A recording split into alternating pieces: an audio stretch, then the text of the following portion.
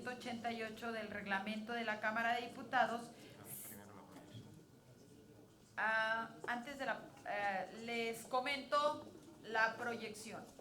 La minuta es una síntesis de la propuesta.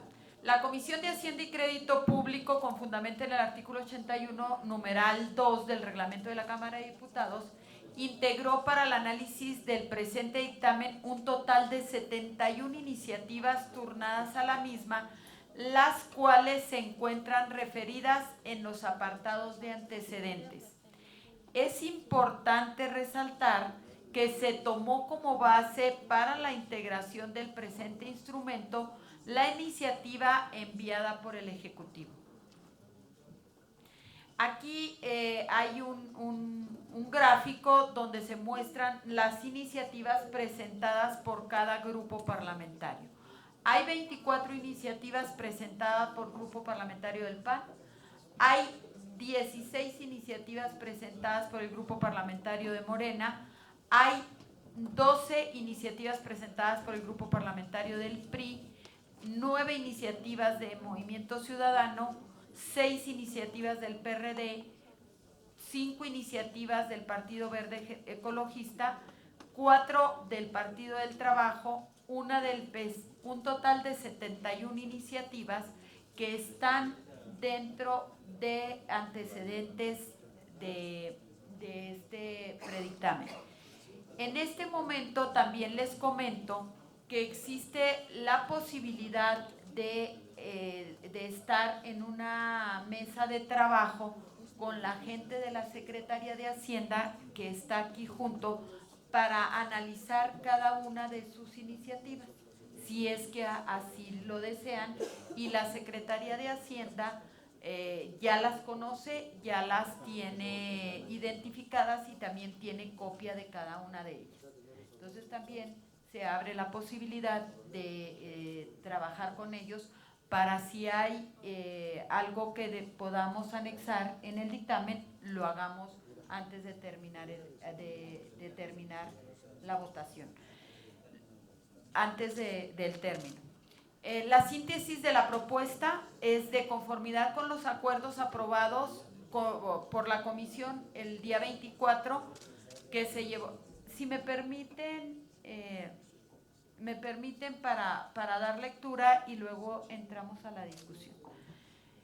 Se llevó a cabo en Parlamento Abierto sobre el análisis del paquete económico 2020 del 2 al 8 de octubre, en las que participaron 74 ponentes, entre funcionarios públicos, legisladores, especialistas, académicos, representantes de la sociedad civil y empresarios. Es de resaltarse que dichas exposiciones se desprendieron una serie de opiniones en torno al tema que hoy nos ocupa, las cuales, junto con las opiniones vertidas por diversos legisladores, fueron consideradas en el análisis del paquete económico para el 2020. De ello se realizaron 46 modificaciones a 66 artículos. De la ley del impuesto sobre la renta existen 14 modificaciones en 24 artículos.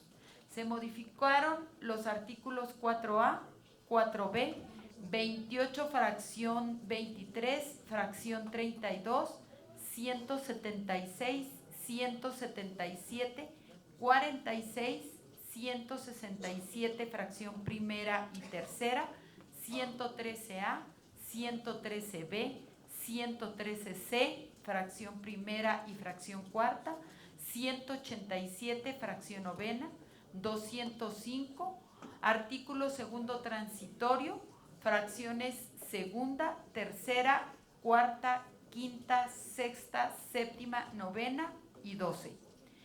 De la ley del impuesto sobre la renta hay 4 modificaciones en 17 artículos.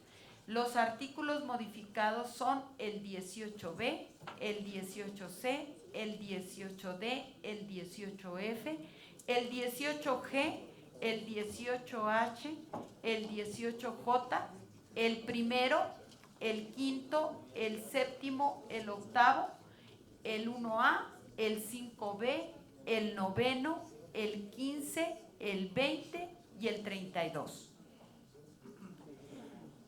De la Ley del Impuesto Especial sobre Producción y Servicios hay 2 modificaciones en 2 artículos.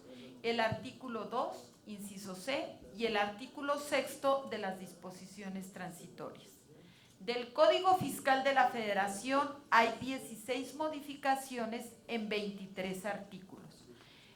Los artículos modificados son el 5A, el 17H bis, el 26 fracción décima y 17, el 31A, el 49, el 53B, el 67, el 73, el 82A, el 82B, el 82C, el 82D, el 90 bis, el 146, el 197, el 198, el 199, el 200, el 201, el artículo 7º transitorio, fracción 2.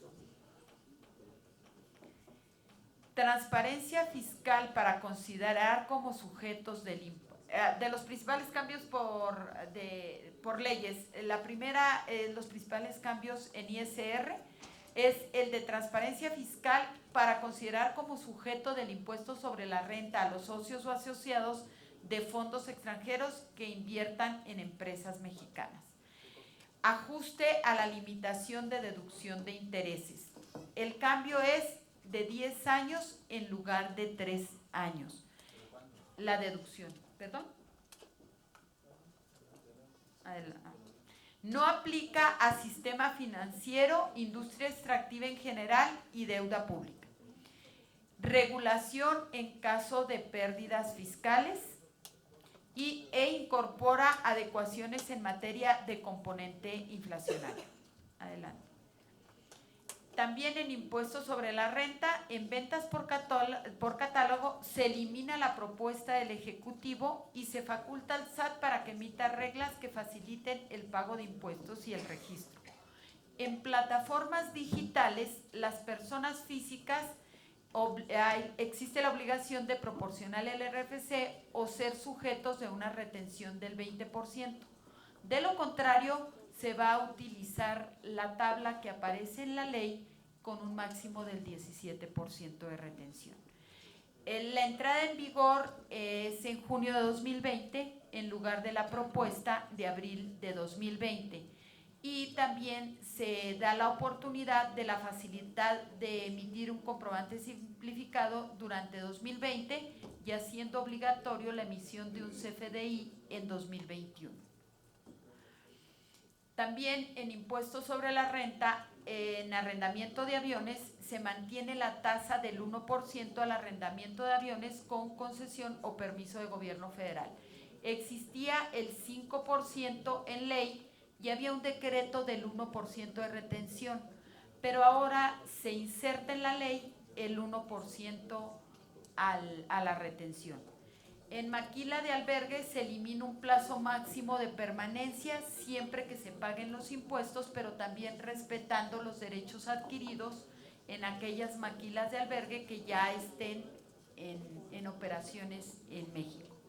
En fibras, la obligación de identificar a los fideicomitentes e inmuebles aportados. Vamos a los cambios de IVA. En la economía digital se eliminan como servicios a la publicidad y almacenamiento de datos. No desaparece la obligación del pago de IVA en esos 2 conceptos. Se considera como receptor cuando el teléfono tenga el código del país, el que corresponde en México. La información va a ser trimestral en lugar de mensual. Cuando no se identifiquen los servicios grabados de los exentos, se considerará que el 70% está sujeto a la tasa del IVA.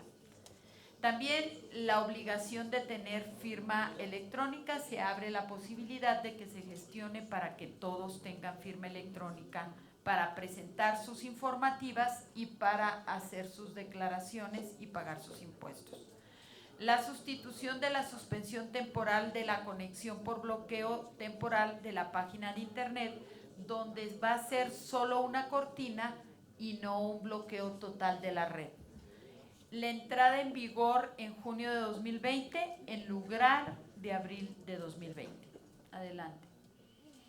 También de las modificaciones en las sanciones de la economía digital, las sanciones por no cumplir con el bloqueo temporal de la página de internet, también hay unas modificaciones importantes.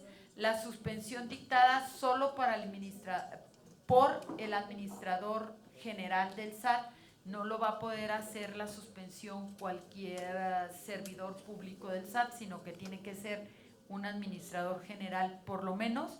La suspensión por incumplimiento en obligaciones de registro, designación de representante y domicilio fiscal, no presentar 3 declaraciones consecutivas de pago o informativas. Solo en esos casos referidos aquí en el inciso C es donde se va a poder suspender.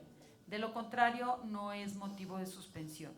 El D, la entrada en vigor en junio de 2020 en lugar de abril de 2020. Adelante.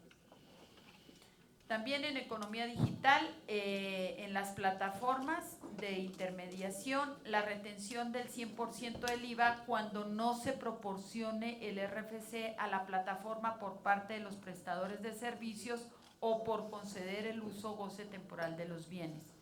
Y durante 2020 las plataformas podrán emitir un comprobante simplificado, esto no es necesario que sea un CFDI, solamente por 2020, y la operación y el importe de la retención.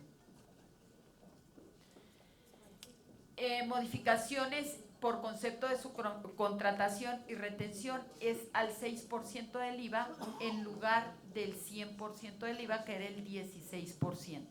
Se elimina del dictamen de la propuesta de introducción a la ley del IVA a las actividades no objeto, no se tiene que hacer el cálculo de la proporción, y continuarán siendo exentos del IVA los donativos recibidos por las donatarias autorizadas.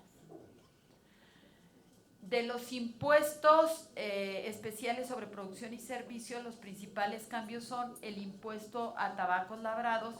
Se sustituye la propuesta de actualización estimada para la cuota aplicable por inflación del periodo de diciembre de 2010 a diciembre de 2019. No va a ser lo estimado, va a ser la inflación real. En impuestas saborizadas también se sustituye la propuesta de actualización estimada para la cuota aplicable por inflación del periodo de diciembre de 2018 a diciembre de 2019, la inflación real. Adelante. En Código Fiscal de la Federación se elimina de la cláusula general antiabuso, se elimina la de determinación de existencia de negocio, la definición de beneficio económico, se requiere de opinión favorable de un órgano colegiado, pudiendo suspenderse auditoría en curso por un plazo máximo de 2 meses, en tanto el órgano colegiado no emita la opinión.